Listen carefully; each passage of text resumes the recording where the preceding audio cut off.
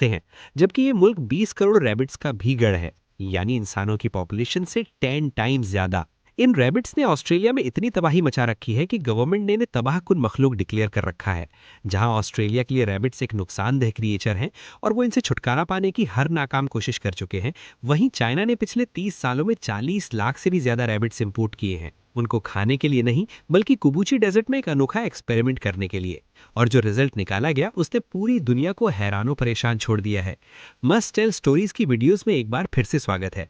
जब कोई रेगिस्तान हरी भरी जमीन को निगलकर उसे भी रेगिस्तान में कन्वर्ट करता है तो इस प्रोसेस को डेजर्टिफिकेशन कहते हैं, और इसका सबसे बड़ा विक्टिम है चाइना में मौजूद कुबूची डेजर्ट।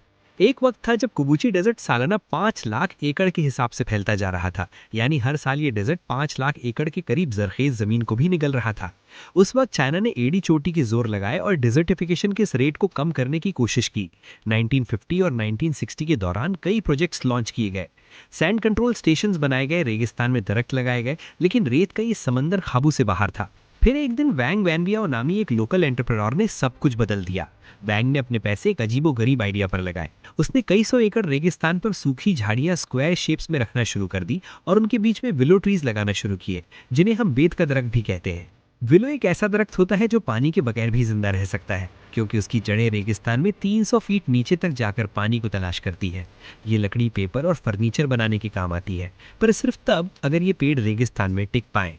कुबूची डेजर्ट में तेज हवाएं रेत को उड़ाकर बिखेर देती है, जिससे अंदर फंसी हुई नमी भी इवेपोरेट हो जाती है। और इन्हीं तेज हवाओं से विलो के पौधों को बचाने के लिए इसके इर्द गिर्द झाड़ियां लगाई गई थी। शुरुआत में वैंग पर सब लोग हंसते थे कि देखो कौन पागल रेगिस्तान में पेड़ लगाता है, लेकिन किसी को भी वैंग के इरादों का इल्म नहीं था। अगले 3 साल तक सब सही चलता रहा, लेकिन फिर एक नया मसला खड़ा हो गया। विलोज के पेड़ को अब स्पेशल केयर की जरूरत थी। अगर उन्हें पेपर और फर्नीचर इंडस्ट्री को बेचना था तो जरूरी था कि पेड़ की नई टहनियों को फौरन काट दिया जाए, ताकि दरख्त का मेन तना मोटा हो जाए। पर रेगिस्तान में ये काम करना बहुत मुश्किल भी था और महंगा भी। और यहीं से कहानी में एक नया मोड़ आता है। यही वो पॉइंट था जहां खरगोश यानी रैबिट्स की एंट्री होती है। खास तौर पर रेक्स रैबिट्स इस कहानी का हिस्सा बने। रेक्स रैबिट एक खास ब्रीड है जिनका फर बिल्कुल ऑटर या ऊद के बालों जैसा होता है, बहुत मुलायम, महंगा और लग्जरी कपड़े बनाने में इस्तेमाल होता है। लेकिन रैबिट्स को यहाँ लाया ही क्यों गया? क्योंकि उनकी एक छोटी सी आदत ने कुबूची डेजर्ट के इकोसिस्टम को ही बदल दिया। रेक्स रैबिट विलो के पेड़ से निकलने वाली नई टहनियों को खाना पसंद करते हैं।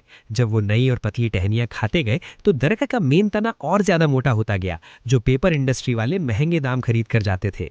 यानी रैबिट्स ने खाना भी खाया और पेपर इंडस्ट्री को रॉ मटेरियल भी दिया। एक तरफ एनवायरनमेंट, दूसरी तरफ इकोनॉमी, दोनों की जीत होने लगी। पर यह कहानी की सिर्फ शुरुआत थी। जैसा कि आपने पहले जाना, विलो पेड़ की जड़ें 300 फीट तक जमीन के अंदर चली जाती हैं।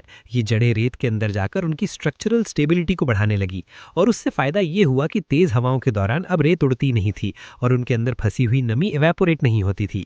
इसी बीच रैबिट्स ने अपना असल कमाल दिखाना शुरू किया।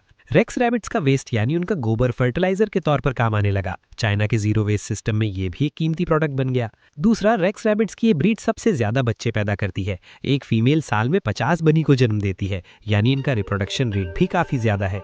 जब ये रैबिट ज्यादा हुए तो उनका गोबर भी बढ़ता गया और जमीन और ज्यादा जरखेज होती गई। देखते ही देखते रेत खेतों में बदल गई, जहां अब ऑर्गेनिक सब्जियां भी उगाई जाने लगी। रेक्स रैबिट्स की एक और अहम खूबी ने भी इस चमत्कार में अहम किरदार अदा किया। इनकी एक और खूबी ये थी कि ये घास तो हजम कर लेते हैं, लेकिन घास के बीज को हजम नहीं कर पाते। इसकी वजह से बीज एज इट इज इनके गोबर के साथ निकल आता और कुछ अरसे बाद घास भी मल्टीप्लाई होने लगी। यानी रैबिट्स ने सिर्फ विलो ट्रीज की मेंटेनेंस का काम नहीं किया, बल्कि घास भी उगाई और आखिर में उनके फर को भी महंगे दाम सेल किया जाने लगा। ये प्रोसेस एक सेल्फ सस्टेनिंग साइकिल बन गया। रैबिट्स ने लिटरली रेगिस्तान को हरा भरा करना शुरू कर दिया। इस एक्सपेरिमेंट की कामयाबी के बाद वैंग सिर्फ यहीं पर नहीं रुका। उसने 100 बुलडोजर्स किराए पर लिए और रेगिस्तान के टीलों को लेवल करना शुरू कर दिया। उसने खड्डे भरे, जमीन सीधी की और उस पर भी विलो के पेड़ लगाना शुरू कर दिए। इस दौरान लोकल लोगों को इनकरेज किया कि वो रेक्स रैबिट्स पालें। चाइनीज गवर्नमेंट की मदद से लाखों रेक्स रैबिट्स मंगाए और लोकल लोगों में बांट दिए। हर घर अब एक छोटा फार्म बन गया। 10 साल तक ये प्रोजेक्ट चलता रहा और पूरा एरिया ही बदल गया। एक वक्त था जब यहाँ रेत के अलावा कुछ नहीं होता था, अब ये हरा भरा एरिया है। कुबूची डेजर्ट का टोटल एरिया 18,600 स्क्वायर किलोमीटर पर फैला हुआ है, जिसमें से यूएन रिपोर्ट के मुताबिक 33% या फिर 6,250 स्क्वायर किलोमीटर हरा भरा हो चुका है। ये 30 सालों से ज्यादा की मेहनत का नतीजा है। इस बदलाव की वजह से कुबूची डेजर्ट अब सी ऑफ डेथ के बजाय इकोलॉजिकल मार्वल के नाम से जाना जाता है। पर यहाँ सिर्फ एनवायरनमेंट ही नहीं बदला, लोगों की जिंदगी भी बदल गई। चाइनीज गवर्नमेंट ने यहाँ 3 अरब युआन की इन्वेस्टमेंट की, जो लगभग $400 मिलियन बनते हैं। और इन पैसों से यहाँ नए गांव बनाए गए और लोगों को रेगिस्तान में नया रोजगार फराहम किया गया। आज यहाँ लाखों एकड़ रेगिस्तान पर लोगों का रोजगार लगा हुआ है। 2000 से ज्यादा फार्म्स चल रहे हैं और हर साल 30 लाख रेक्स रैबिट्स बेचे जाते हैं। एक फार्मर की एवरेज सालाना इनकम $9600 तक पहुंच चुकी है। यानी जो लोग पहले रेगिस्तान छोड़कर भाग रहे थे, वो अब यहीं पर अमीर बन चुके हैं। एक एस्टिमेट के मुताबिक 1 लाख लोगों की जिंदगी बदल चुकी है। 2017 में जब मीडिया रिपोर्टर्स यहाँ पर आए तो उन्होंने देखा कि यहाँ का माहौल पहले से 10 गुना ज्यादा बेहतर हो चुका है। पेड़ पौधे, घास, जानवर और इंसान सब कुछ एक रिदम में चल रहा है। पर यहाँ पर एक सवाल सबके जहन में आ रहा होगा कि अगर रैबिट्स रेगिस्तान को वापस हरा भरा कर सकते हैं तो ऑस्ट्रेलिया में ये खतरनाक क्यों है? असल में ऑस्ट्रेलिया में 1859 से पहले तक कोई रैबिट्स नहीं थे।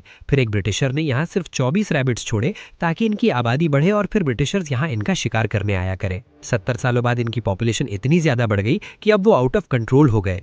ऑस्ट्रेलिया में रैबिट्स अपने नेचुरल हैबिट्स में रहते हैं, जबकि चाइना में इन्हें कंट्रोल्ड एनवायरनमेंट में रखा जाता है। उनसे सिर्फ उतना ही काम लिया जाता है जितना सबके फायदे में है। यही वजह है कि रैबिट्स ऑस्ट्रेलिया में अजाब जबकि चाइना में ब्लेसिंग है। पर कुबूची डेजर्ट की कहानी सिर्फ यहीं पर खत्म नहीं हुई। यहीं पर बना दुनिया का सबसे बड़ा सोलर पावर इमेज, जिसे ज्यूना सोलर पावर प्लांट कहा जाता है। 6000 एकड़ पर फैला हुआ ये प्लांट करीब 50 लाख सोलर पैनल से मिलाकर बनाया गया है, जो स्पेस से देखने पर दौड़ते हुए घोड़े की शेप बनाते हैं। गिनीज वर्ल्ड रिकॉर्ड के मुताबिक ये दुनिया का सबसे बड़ा सोलर पैनल इमेज है। 22 तक ये plant 2.3 billion kilowatt energy generate कर चुका था। इससे चाइना ने 7600 टन कोयला बचाया और 18 लाख टन कम कार्बन डाइऑक्साइड प्रोड्यूस की। पर अगर आप ये समझ रहे हैं कि ये पावर प्लांट सिर्फ बिजली बनाता है, तो आप बिल्कुल गलत है। ये प्लांट डेजर्टिफिकेशन से भी लड़ता है। पैनल्स के नीचे सनलाइट नहीं पड़ती, लिहाजा इवेपोरेशन कम होती है, जिसकी वजह से यहाँ घास उगाई जाती है और घास को काटने के लिए यहाँ पर भी रखे गए हैं रेक्स रैबिट्स। रैबिट्स घास को खाते हैं और अपने गोबर से नई घास का बीज भी बोते हैं। यूं ना सिर्फ डेजर्टिफिकेशन कम हो रही है, बल्कि फ्री एनर्जी भी प्रोड्यूस होती है और आखिर में रैबिट्स का फर भी महंगे दाम सेल होता है। और पैनल्स की वजह से यहाँ तेज हवाओं की रफ्तार 50% तक कम हो गई है। कम रेत डिस्प्लेस होती है, जिसकी वजह से आहिस्ता आहिस्ता नई जमीन अपने आप जरखेज हो रही है।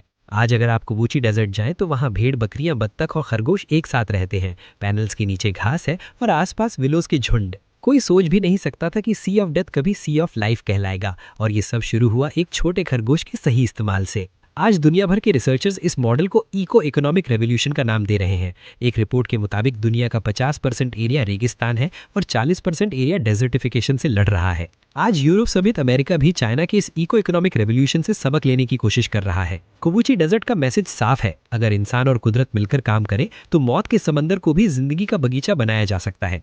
उम्मीद है मस्ट टेल स्टोरीज की ये वीडियो भी आप लोग भरपूर लाइक और शेयर करेंगे। आप लोगों के प्यार भरे कमेंट्स का बेहद शुक्रिया। मिलते हैं अगली शानदार वीडियो।